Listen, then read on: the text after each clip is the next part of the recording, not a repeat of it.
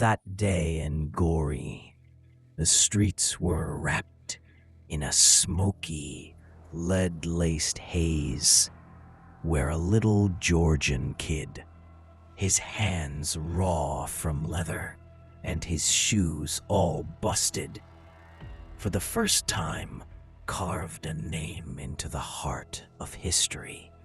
His name, Joseph Jugashvili, who the world would later just call Stalin.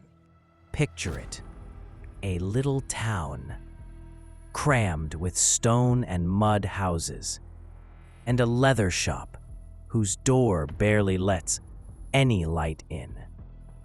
His old man, Viserin, a guy with hands like rocks and an anger that felt born in the dirt, was coming back from the tavern. His young mama kept her patience folded up in her eyes. The kid who'd end up written into history grew up smack in the middle of family violence, grinding poverty, and the church's hard lessons. This is the opening shot of the tale. A story that began in a tiny nowhere and climbed up to dizzying peaks of power, then plunged down into valleys of blood. I want to be a priest. Kid, the world's not made for priests. This place runs on force and iron.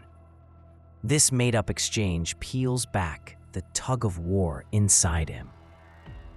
A pull toward a fleeting, fragile kind of spirituality, and a hard, relentless power that would eventually drag him into politics and steer him toward violence. Joseph Jugashvili was born in Gori, down in the South Caucasus. Back then it was part of the Russian Empire. The exact date of his birth was something people argued over for a while.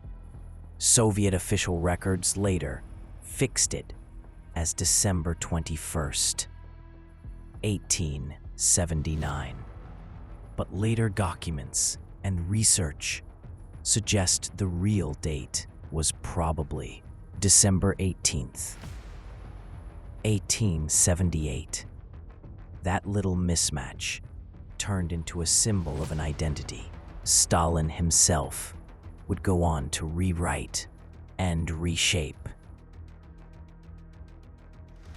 As a teen, Stalin was at the Tiflis Theological School, the place he was supposed to become a priest. But getting into revolutionary texts, meeting radical people, and soaking up that chaotic social scene pushed him toward tearing down the old order and into underground revolutionary work and a leaning toward harsh, iron discipline. In his younger years, Stalin's life was packed with arrests, exiles, and comebacks. Each exile wasn't just a punishment. It was a gritty political classroom. He learned how to run underground networks, how to milk the weaknesses of the justice system and the political chaos, and how to turn his returns into chances to consolidate power.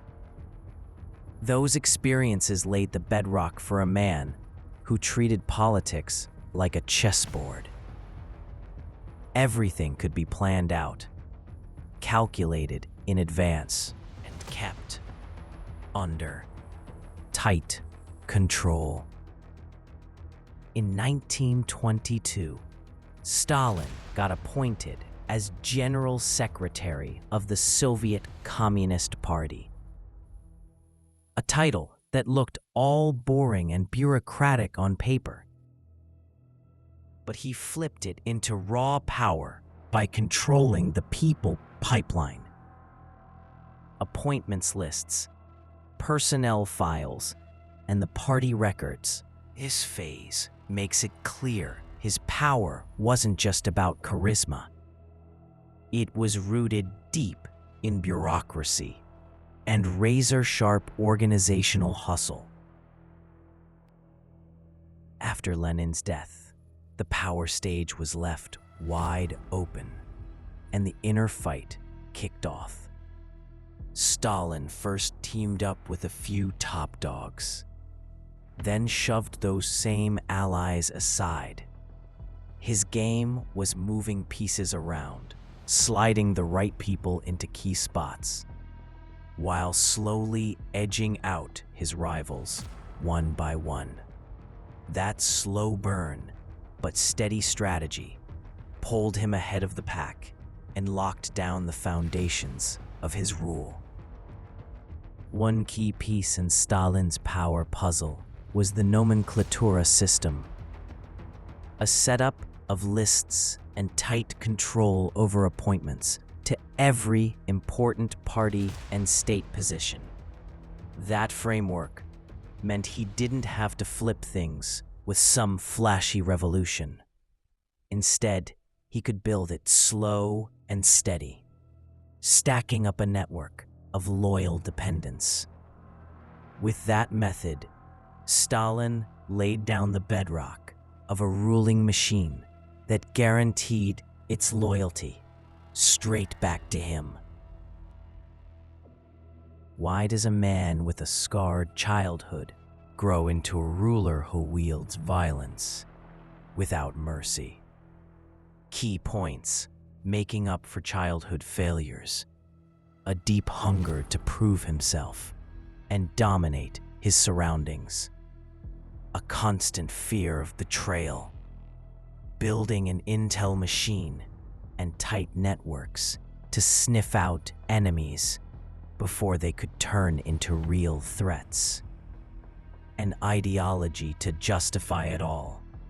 Party line Marxism gave him the words and the theory to legitimize purges.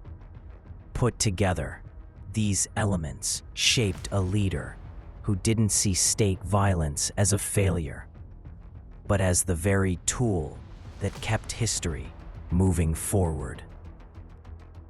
In the late 1920s and early 1930s, Stalin was busy laying down the official groundwork for repression, beefing up the secret police, writing laws that gave interrogators more teeth, and spreading a culture where everyone was expected to snitch.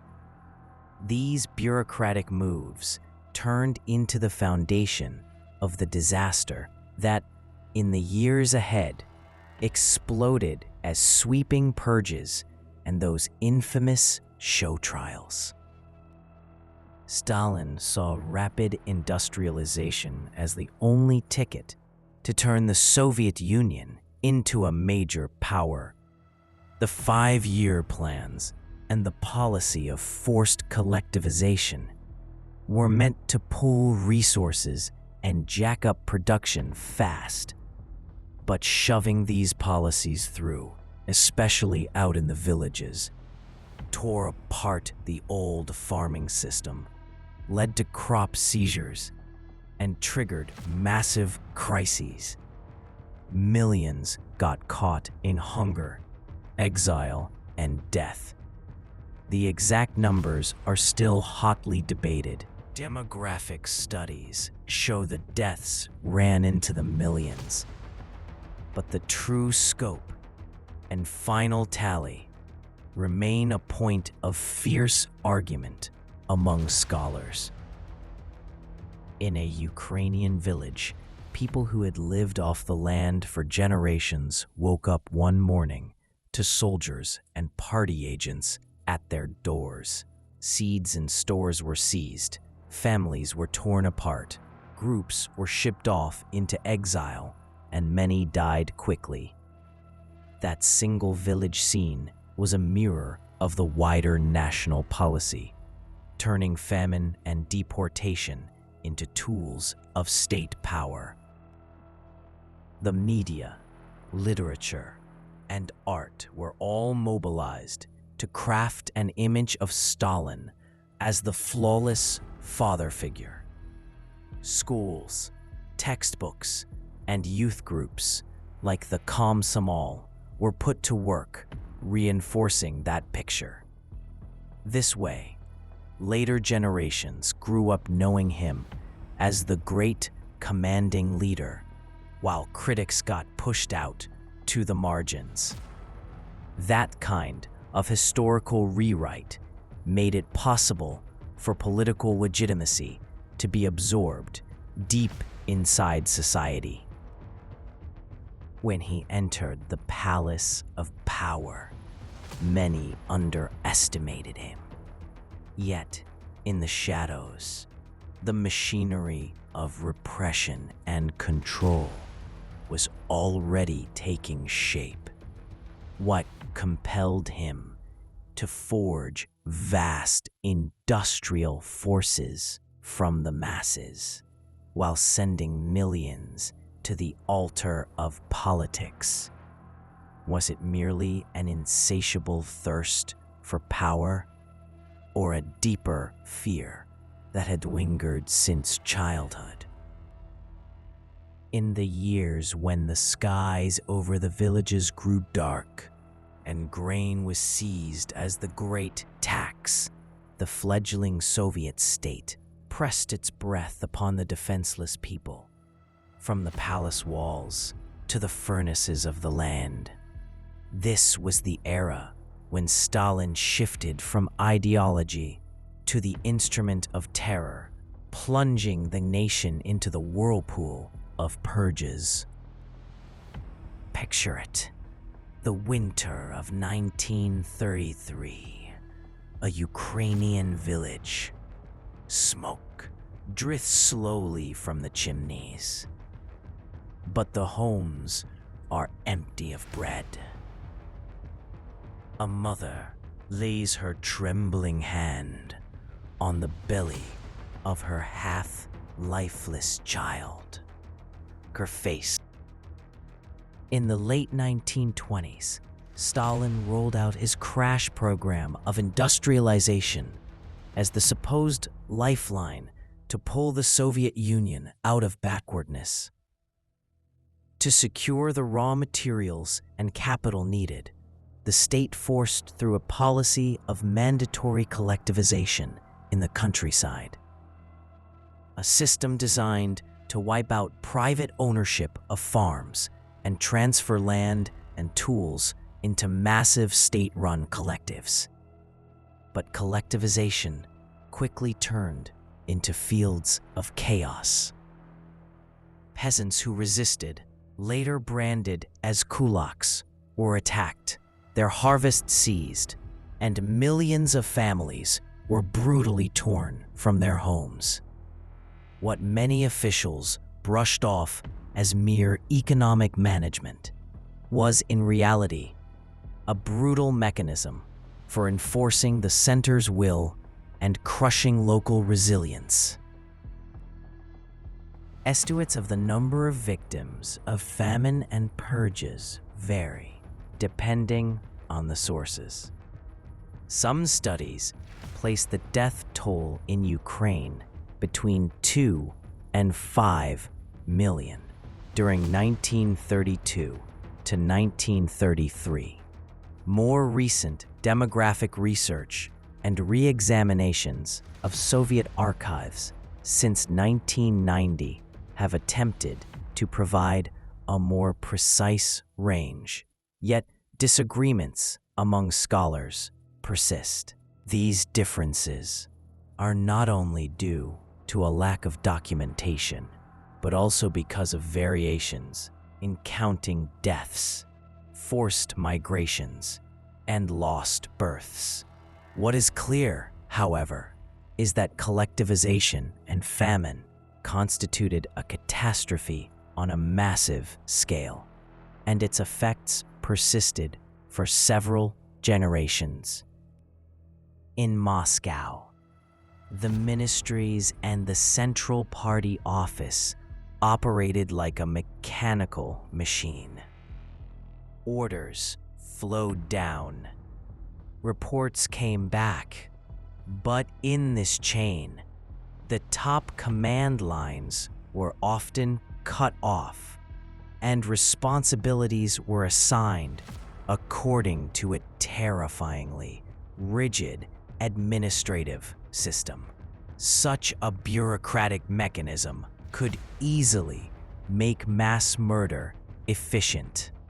When production figures, quotas, and harsh warnings are issued as forms and signatures, even if the executors feel guilt, they carry out tasks in sequence, and the catastrophe spreads systematically.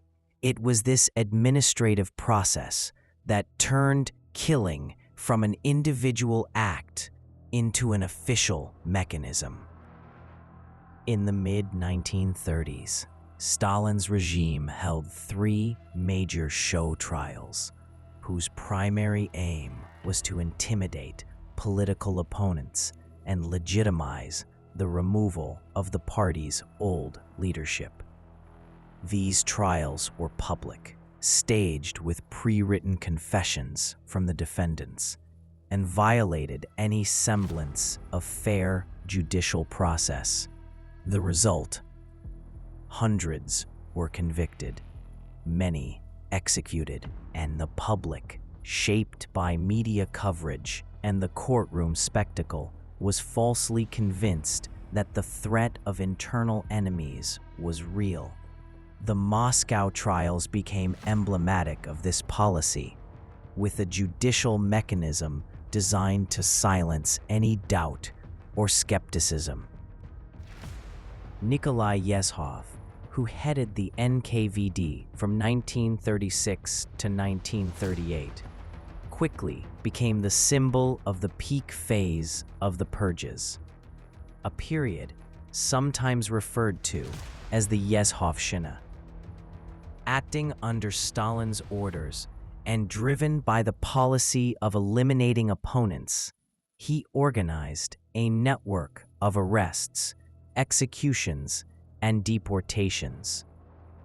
When the scale of killings and detentions reached its zenith, paperwork was filled with orders and statistics that, on the surface, seemed intended to control the situation, but, in reality, reflected the systematic work of repression. Yezhov himself later fell victim to the same machine, eventually being dismissed, tried, and executed, a grim fate that befell many of the perpetrators as well. A reconstruction of a typical event. 3 NKVD agents pound on the door of a local teacher at 3 in the morning. They wake him, dress him, and take him to prison without explanation. During the interrogation, pressure, threats, and torture are used to extract a confession of conspiracy. Then, a recorded televised confession is presented as evidence of the crime. His family is persecuted, property is confiscated. Children are sent to state institutions. This individual story reflects the collective reality of thousands of similar fates, fates that were often unrecorded, en masse, or remained hidden for years. From the perspective of individual and structural psychology, several key elements can be identified. Paranoia-based fear. Stalin's leadership was constantly concerned about betrayal and infiltration by internal enemies. Over time, this fear evolved into a systematic policy for eliminating any opposing voices. The need for relentless control in the context of internal party competition and rapid economic transformation. Complete control over resources and people seemed the only way to ensure the execution of policies. Historical compensation. Some scholars trace Stalin's behavioral roots to his childhood experiences, poverty, and domestic violence. The need to prove himself and eliminate weaknesses could have been a personal and psychological motive for repression. Justifying ideology. Marxism, Leninism, and the language of revolution were used as a cover for violent actions. The collective good became the rationale for suppressing traitors. The combination of these individual and structural factors helps explain the machinery of repression. The years 1932 to 1933 marked the explosive peak of collectivization policies. Harvest statistics, high state quotas, and pressure on villages rapidly depleted local reserves. Local committees were tasked with reporting which families were considered enemy class, and decisions about who could keep seeds or food were made based on these labels.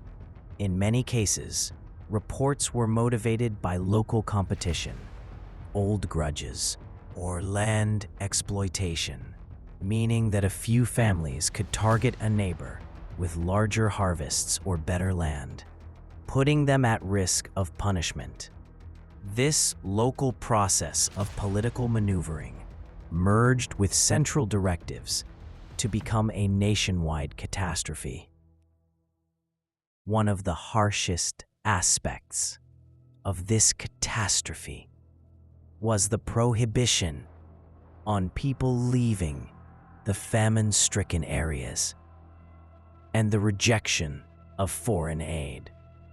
The Soviet government often refused international assistance for political reasons, or made its acceptance conditional on total control over distribution. At times, exit routes from the region were also blocked to prevent rural migration to cities, an action that left people unable to seek food elsewhere, causing even more deaths. These policies reflected a structural and locally destructive approach that amplified the death toll. Outside the Soviet Union, the initial show trials were met with skepticism. However, the powerful propaganda of the Soviet government and its affiliated press networks managed to present a unified image for a time. Some Western countries, due to incomplete understanding of the events or anti-fascist political alignment, refrained from openly criticizing Soviet policies. Nevertheless, there were intellectuals who strongly protested, and some reports and books began exposing the staged nature of these trials. This international reaction ultimately could not halt the continuation of the purges, but the global memory of them eventually formed and was revisited in the following decades.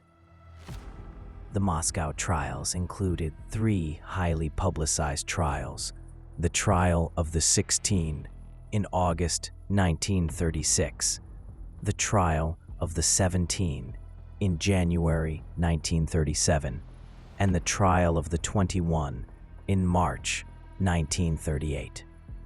Prominent figures such as Zinoviev, Kamenev, Bukharin, and other old Bolshevik leaders were accused of conspiracy, espionage, and treason. The defendants often gave confessions that were later proven to have been extracted under torture or threats. The trials were carefully orchestrated to both eliminate opponents and legitimize the political system. Official statistics and research-based figures on the number of executions and arrests also vary. Soviet-era official numbers sometimes indicate hundreds of thousands, while research estimates based on documents released after 1991 present different figures. For example, some studies report about 681,692 executions during the main period of the purges, and the total deaths in camps and exiles also constitute significant numbers. Researchers like Robert Conquest have suggested much higher figures. However, archival reviews have shown that the numbers and methods of counting victims are highly complex, and disagreements among scholars still persist. Alongside the executions, thousands were sent to forced labor camps, the Gulag. Life in these camps was a daily ordeal. Grueling labor, meager food, disease, and slow death. Prisoners' memoirs, especially works like Solzhenitsyn's The Gulag Archipelago, provided a vivid portrayal of this dreadful system and gradually led the Western world to recognize the systematic nature of the repression. Of course, these works have also been subject to debate and critique, but their role in global awareness is undeniable. Interestingly, many of those who once stood alongside Stalin were later labeled as enemies of the people. This included old Bolshevik leaders and even some of his close associates. Political analysts say this behavior reflects the structure of Stalin's authority. To prevent the formation of any parallel centers of power, any prominent individual who could pose a potential threat was either eliminated through political assassination or removed from the scene with fabricated charges. This pattern cast a long shadow over Soviet domestic politics for decades. One of the key documents demonstrating the organized nature of the repression is the NKVD Secret Order number 00447, signed on July 30th, 1937 by Nikolai Yezhov, which launched a widespread operation against anti-Soviet elements. This order established a local, three-person structure known as the Troika for swift trials and the implementation of sentences, and it planned the capacity for executions and labor camps. Thanks to this bureaucratic tool, arrests and executions were systematically and rapidly carried out across the republics. One of the strategic consequences of the purges was the blow dealt to the Red Army. The secret trial of General Mikhail Tukhachevsky and 7 high-ranking officers in June 1937 triggered a wave of dismissals and arrests across command levels, wiping out many experienced officers. This military purge, later cited as a reason for the Soviet Army's weakness in the early stages of Germany's invasion during World War II, shows how political terror can have real military and strategic repercussions. The bitter paradox of these years was that even the purgers themselves became targets of the purges. Nikolai Yezhov, who had become the symbol of 1930s violence, was eventually removed, tried, and executed in the following years. He was briefly replaced by Lavrenti Beria, who came from the security apparatus.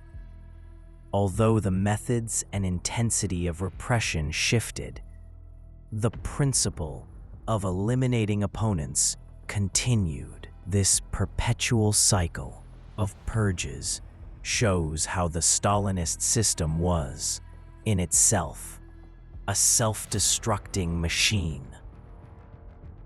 After the collapse of the Soviet Union, countless artists and writers tried to tell their own stories. Revisiting historical archives, publishing hidden memoirs, and producing investigative films and documentaries helped paint a fuller, more shocking picture of those years. Independent filmmakers and investigative journalists played a key role in revealing the human details of the tragedy, and the new generation gradually confronted the truths of Stalinist repression. An important analytical summary is that Stalin recreated power not merely through ideology, but through structural and bureaucratic engineering of terror. He utilized administrative, police, and ideological tools to build an absolute system of control, in which the chance of dissent was almost zero. This power was not inherently simple. Rather, it was the product of a combination of policies, major decisions, and the daily actions of officials and citizens, all together enabling the systemic organization of widespread repression. If Stalin was able to reshape the country through violence and terror, why did some of his closest allies ultimately fall? How did a leader who had directed the machinery of purges perceive the international landscape and the unfolding world war? The next chapter swiftly moves from the years of purges to Soviet foreign policy and Stalin's role in shaping Europe's trajectory, from tactical pacts to betrayals, and from predictions to global catastrophes. Get ready. At a table dividing a world on the brink of explosion, Stalin barely smiled. That smile was not of moral satisfaction, but of calculated awareness, knowing how to gain leverage, seize territory, and shape the future of his newly forming empire. The late summer of the 1930s, the Grand Kremlin office. On the desk, diplomatic papers, maps of Europe with drawn lines, and several landline phones, occasionally ringing. Stalin leans slightly back in his chair. Through his plain spectacles, his eyes scan the maps.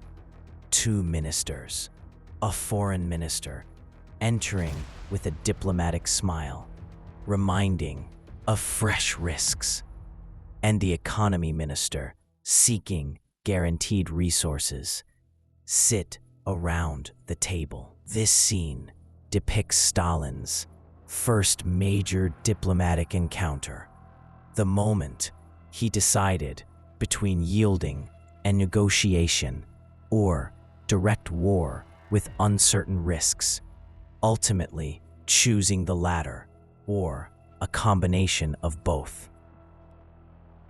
Foreign Minister. Comrade, the West is hesitating against Germany. Do we seek a border guarantee or time to rebuild? Stalin, we want one thing: time. Time to build industry, time to adjust borders.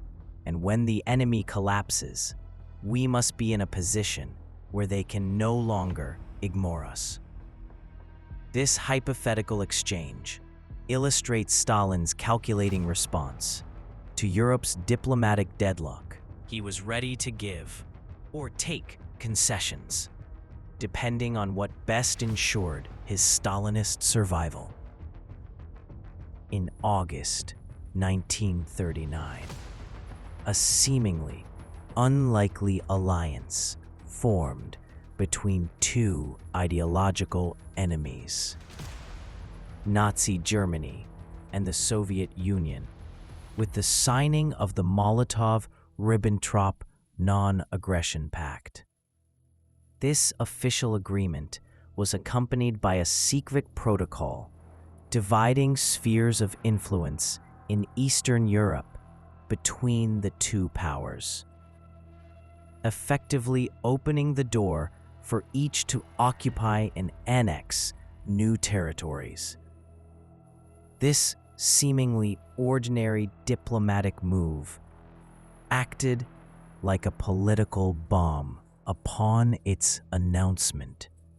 The Germans accelerated their attack on Poland, and the Soviet Union entered the regions designated for it in the secret protocol that same summer, a maneuver that forever altered the map of Europe.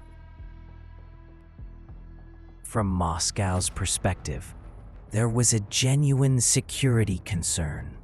Memories of German aggression in World War I, the potential threat from the West, and the lack of reliable guarantees from Western allies made Stalin prepare for options that would have seemed inconceivable to Western democratic leaders.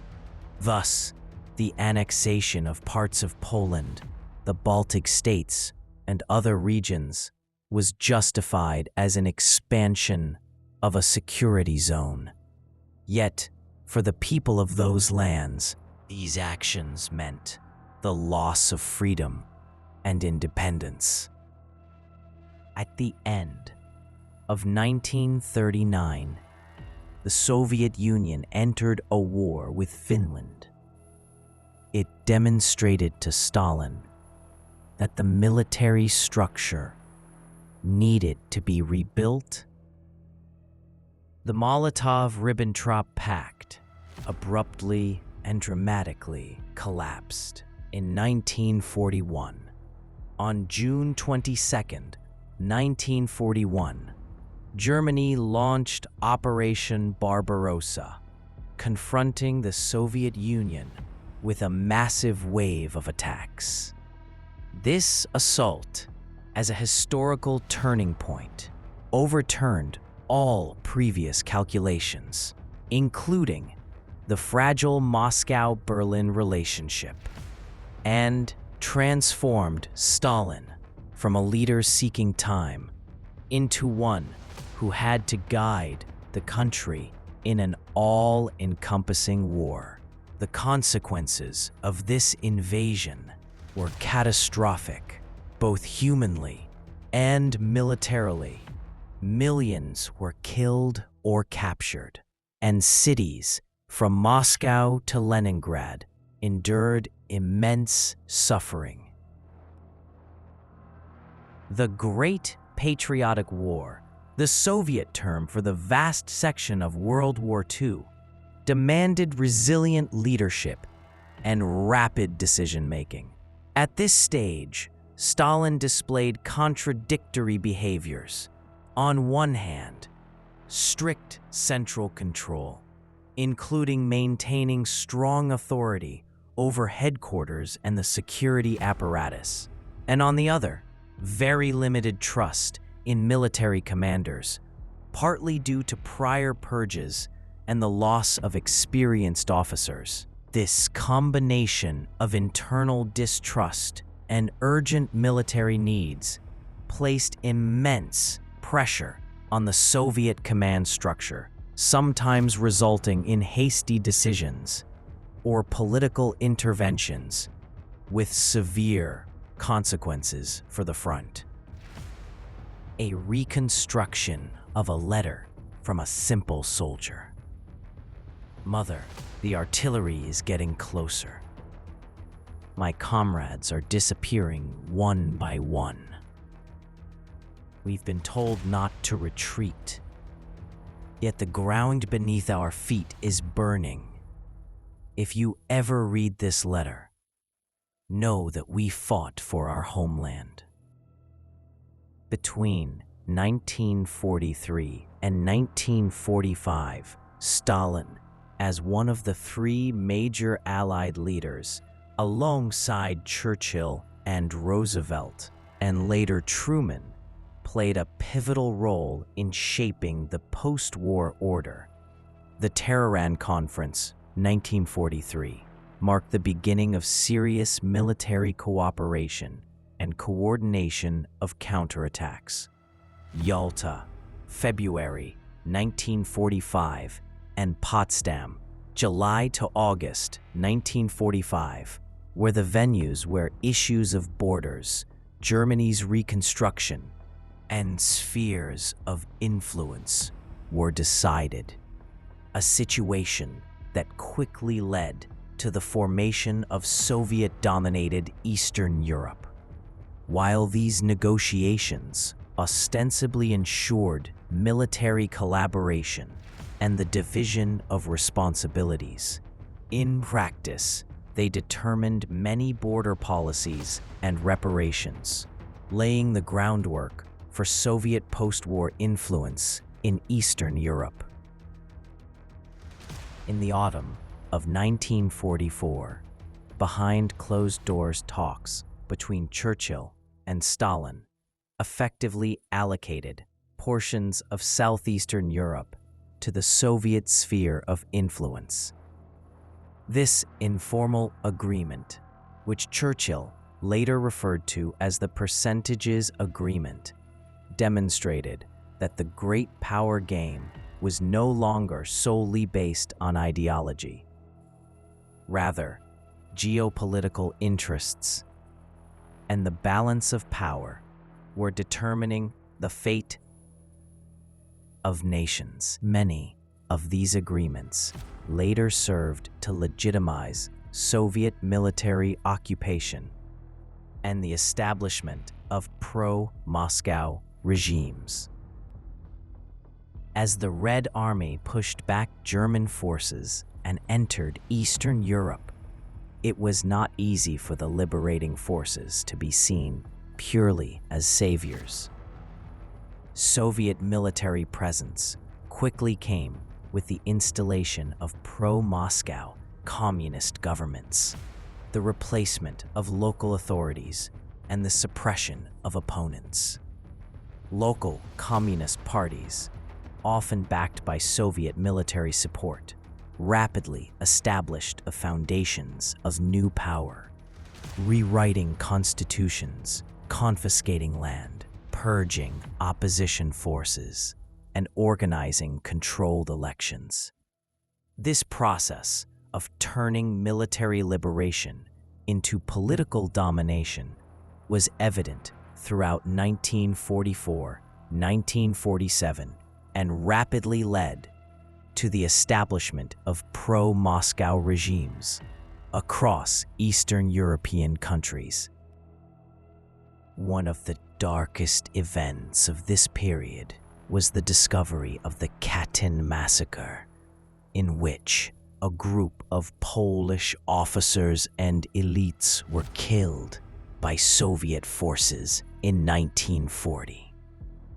When the Germans uncovered the victims' remains in the Katyn forest in 1943, widespread debates erupted, and the Soviet government initially blamed Germany for the crime. However, later, documentation and investigations revealed that the massacre had in fact been carried out by Soviet forces, according to decisions made at the time. This grim truth remained one of the darkest stains on Soviet-Polish relations and the global community. Before the outbreak of the war that shook the world, the Soviet and German governments had complex economic agreements. The 1939 to 1940 trade contracts allowed goods and raw materials such as grain, oil, and metals to be exported from the Soviet Union to Germany, while in return, plans and technologies were transferred to the USSR, partially feeding Germany's industrial capacity. This dual trade helped both sides buy time during a period of diplomatic crisis. However, when Operation Barbarossa began, it became clear that such cooperation could be abruptly severed, with extensive consequences for both parties. One of the lesser-known but decisive factors in the Soviet Union's sustained resistance was the U.S. Lend-Lease program, which sent machinery, food, spare parts, trucks, and raw materials to the USSR. These aids were not only technical in nature, but also had a political dimension.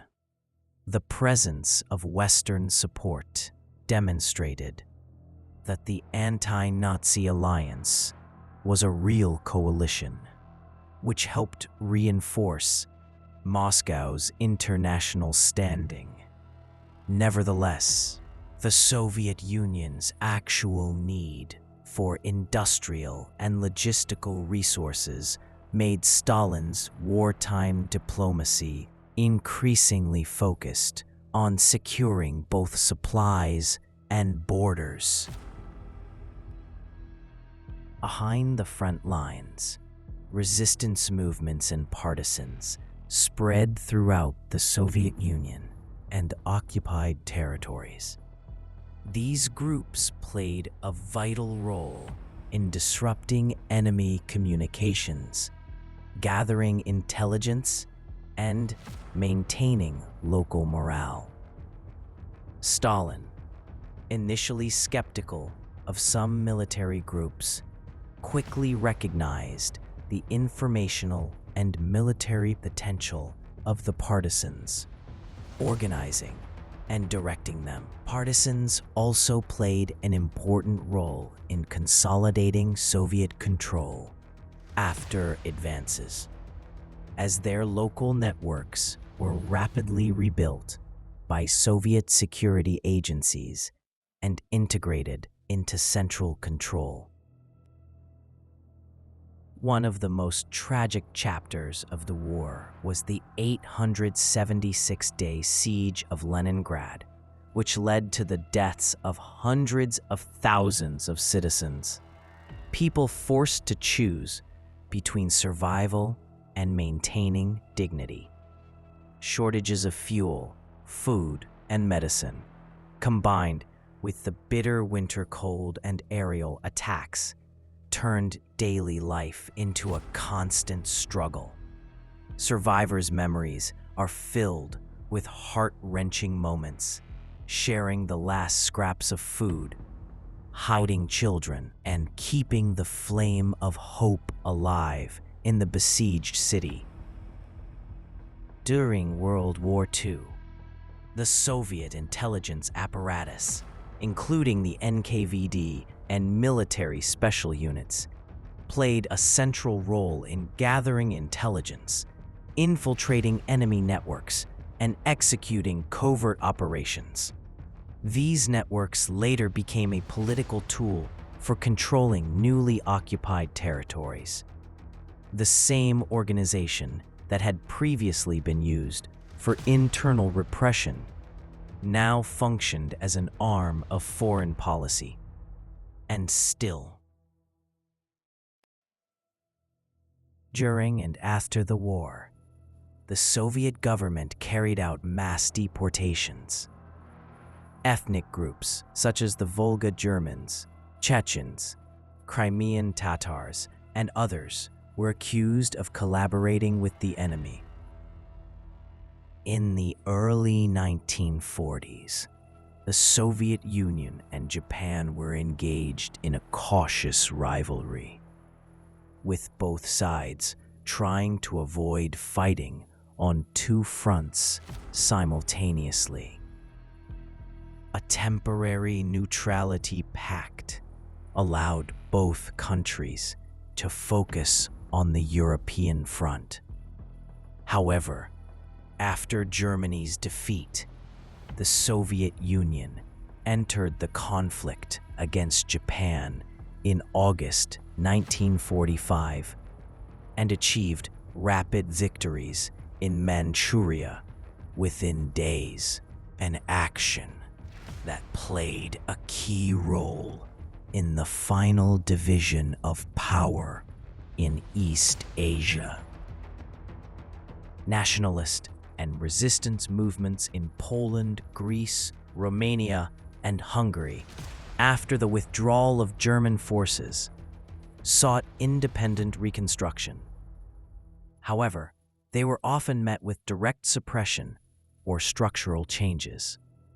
In Greece, there was a clear example of direct competition between British influence and Soviet ambition, which led to a bloody internal conflict and demonstrated that the post-war landscape quickly became a theater of the larger East-West rivalry. Our Polish teacher, who had previously been a reserve officer, expected freedom after the Red Army entered. Yet his experience showed something else. Colleagues were arrested, school administrators replaced, and historical content that preserved national memory was removed. He secretly held evening classes to pass on national memories. Ultimately, he was arrested and exiled due to his connections with independent groups. This small human fate is an example of thousands of lives caught at the intersection of grand diplomacy and everyday reality.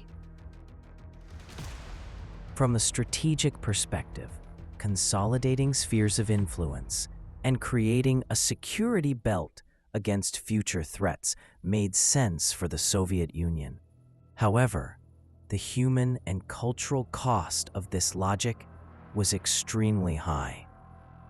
The long-term consequences of such policies, including collective resentment, waves of migration, and international mistrust, were part of the burden of this strategic path. If history is to be fair, it must record both the strategic achievements and relentlessly bask about the human costs. If the Soviet government succeeded in reshaping borders in its favor, on both the battlefield and the negotiating table, the next question is, how were these diplomatic and military successes internalized? And what impact did they have on the societies of the countries under its influence?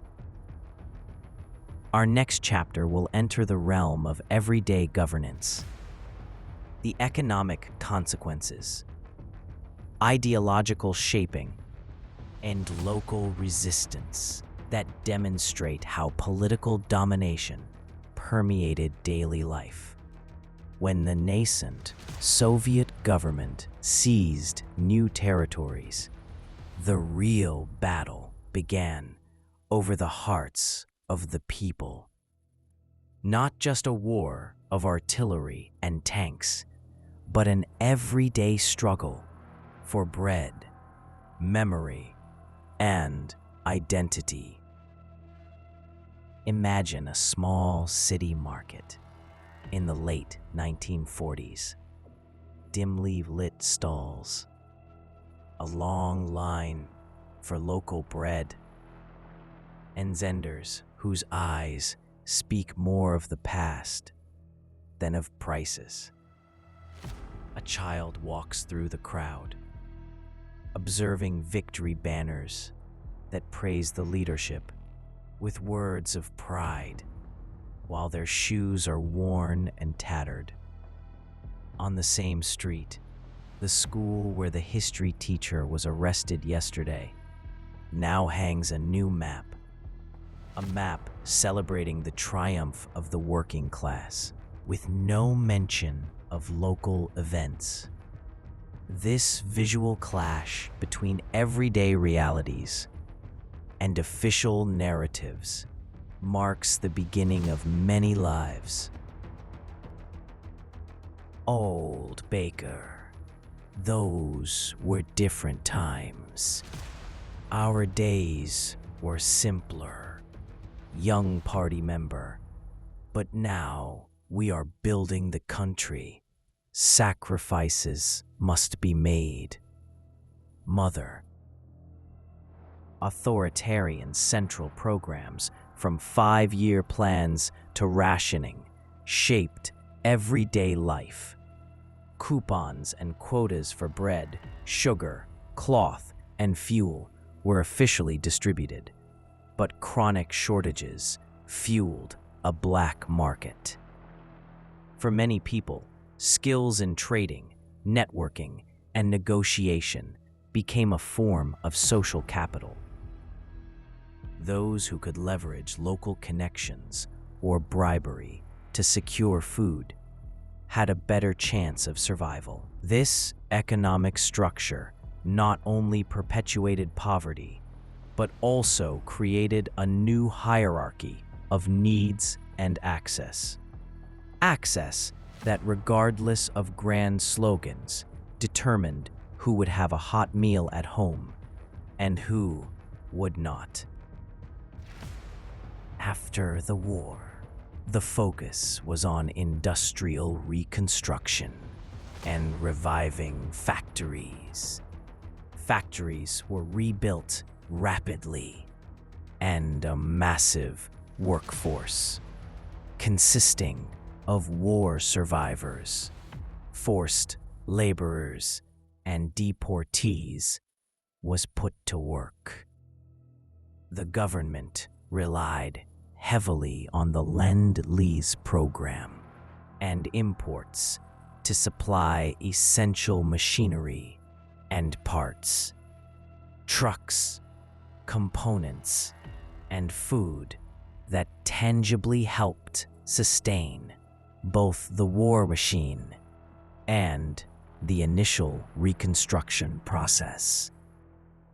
While cities focused on industrial priorities and the revival of factories, rural areas faced the pressures of collectivization, deportations, and shortages of seed and livestock.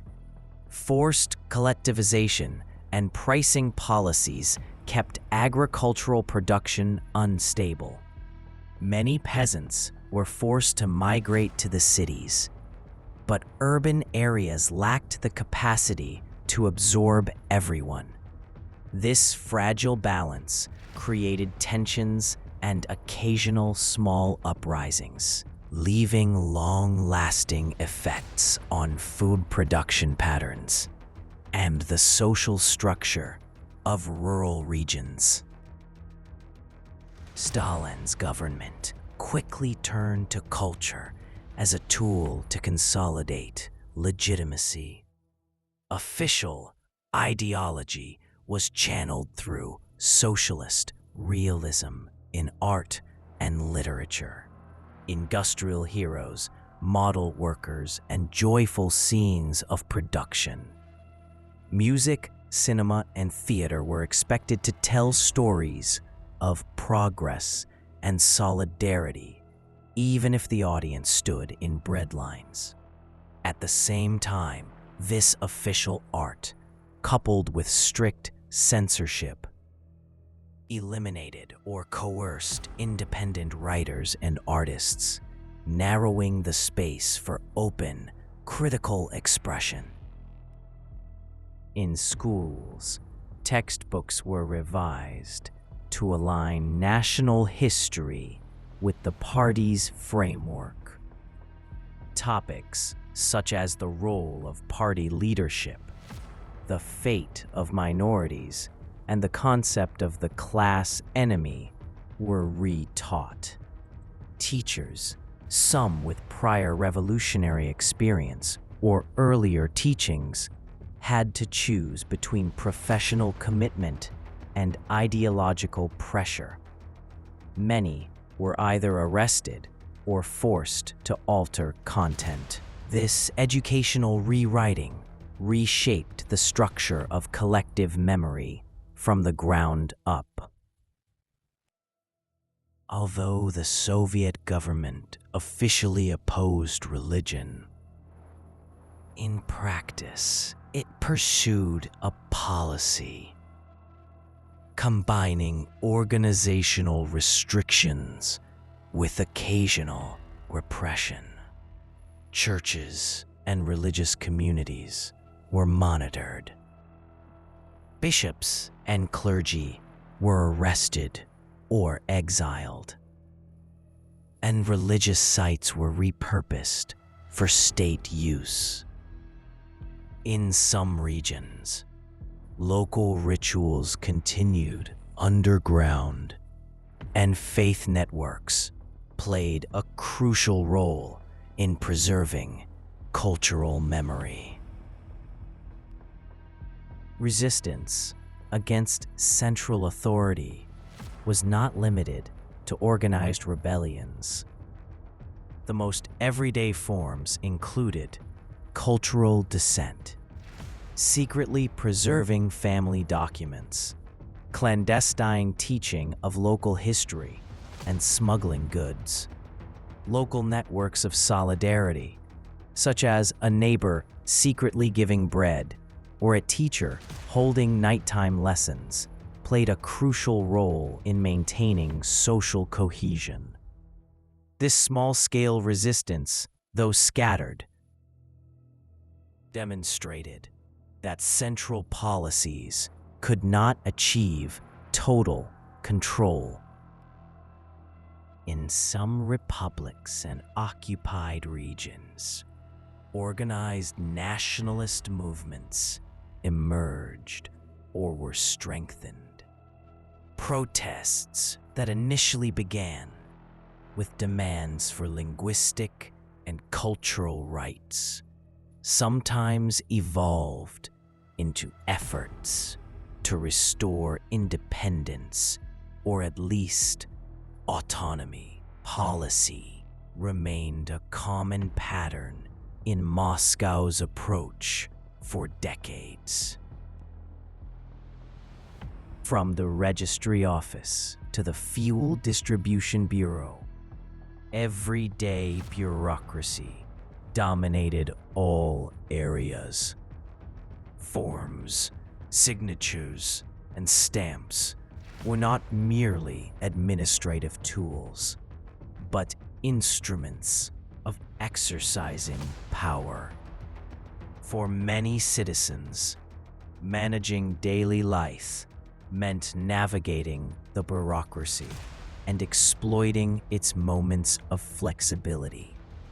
In such a system, personal relationships and local networks often mattered more than codified law.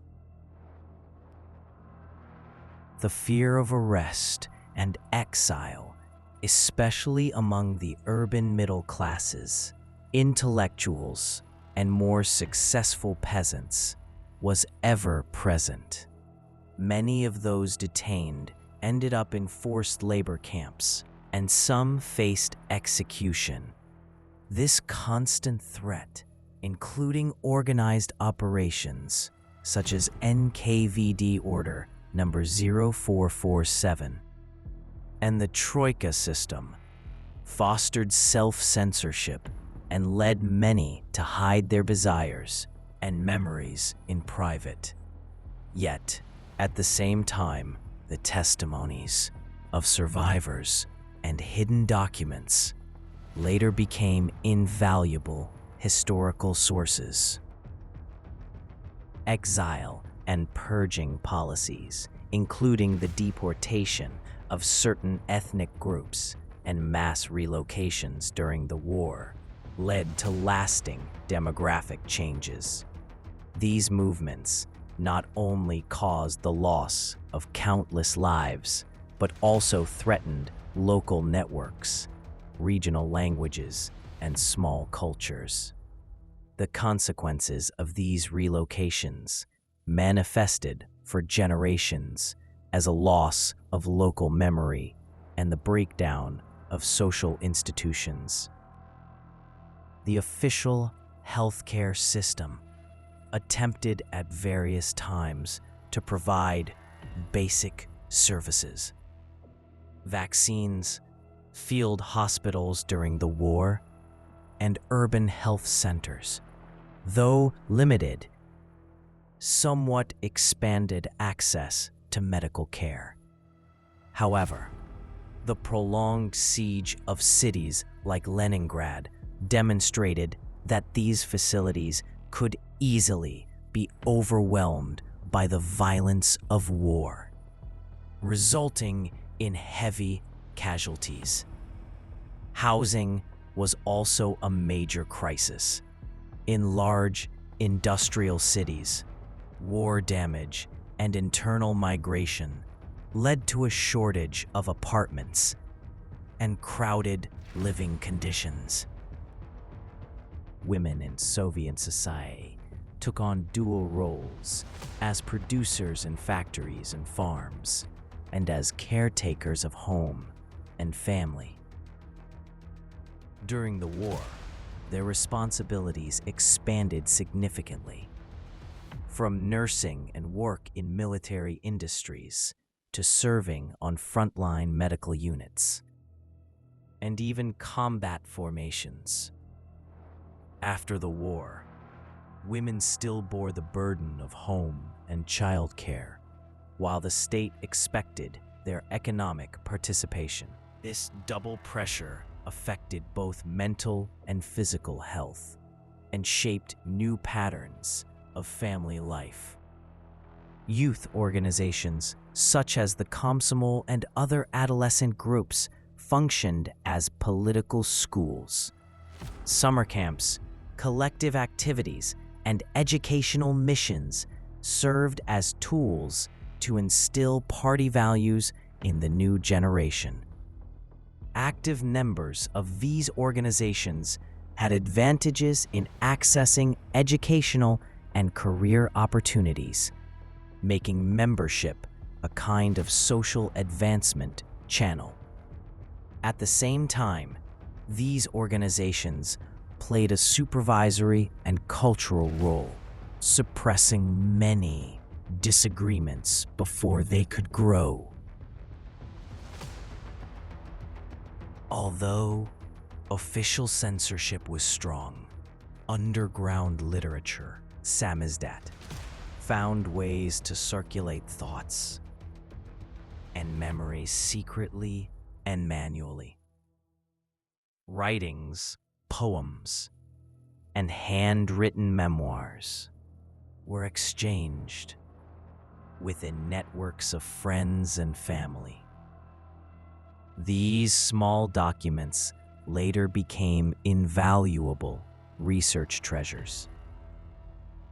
In homes, family traditions and rituals from cooking local dishes to engagement celebrations, played an important role in preserving identity. Urban music, folk songs, and work chants remained means of solidarity.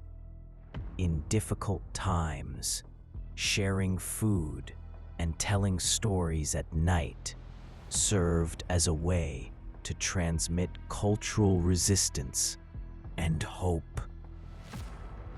Official laws and the judicial system were under the party's influence. Independent justice was practically impossible. Political trials, the rapid judgments of the troikas, and the lack of transparency in cases created a sense of injustice. This situation fostered a culture of distrust toward official institutions. People relied on personal connections and intermediaries rather than the strength of the law. To cope with crises, households developed networks of self-sufficiency. Small home gardens, raising poultry in backyards, and turning unused items into sellable goods. This microeconomy became a support for daily life and illustrated how official demands and the realities of everyday existence could be in conflict. Under the shadow of censorship, artists found ways to express dissent.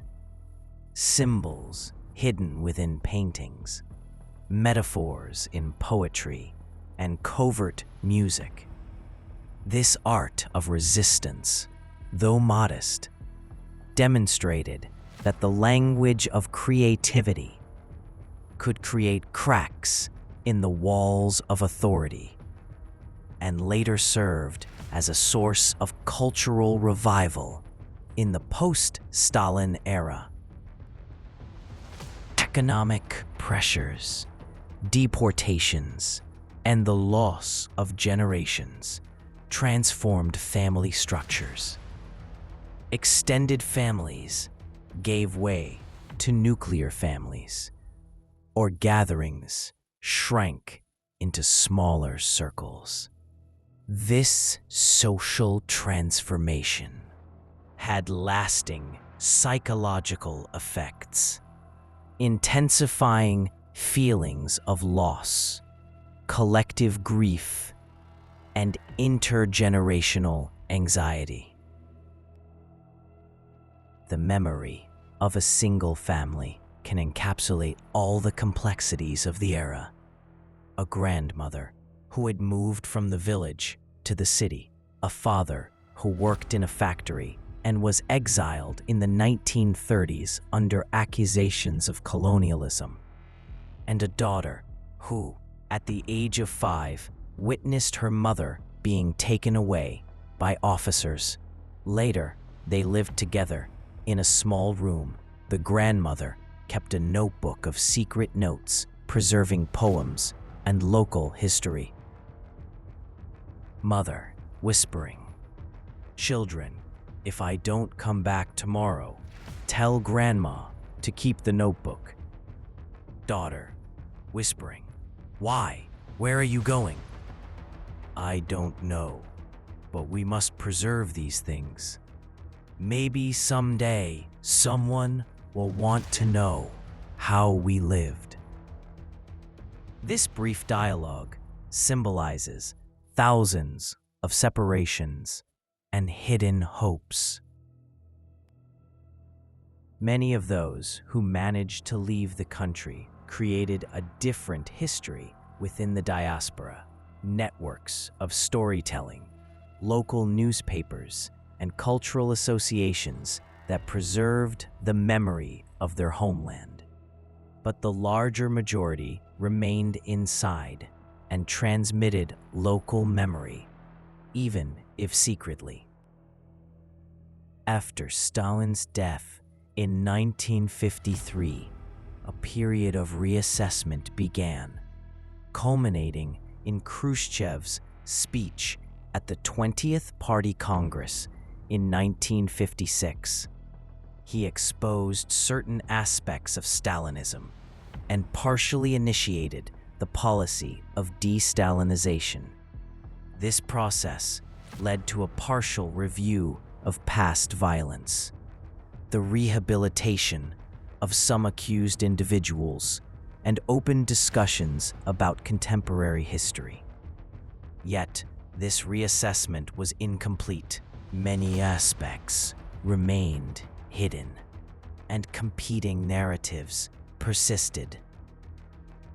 In cities, statues and monuments were erected to honor war heroes.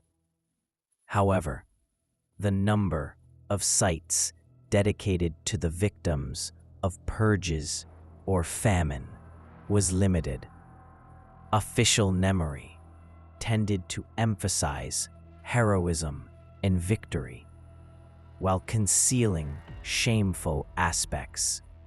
This tension led to the creation of local and family memorial projects, small stones, notes in local journals, and private ceremonies that connected the next generation with the past.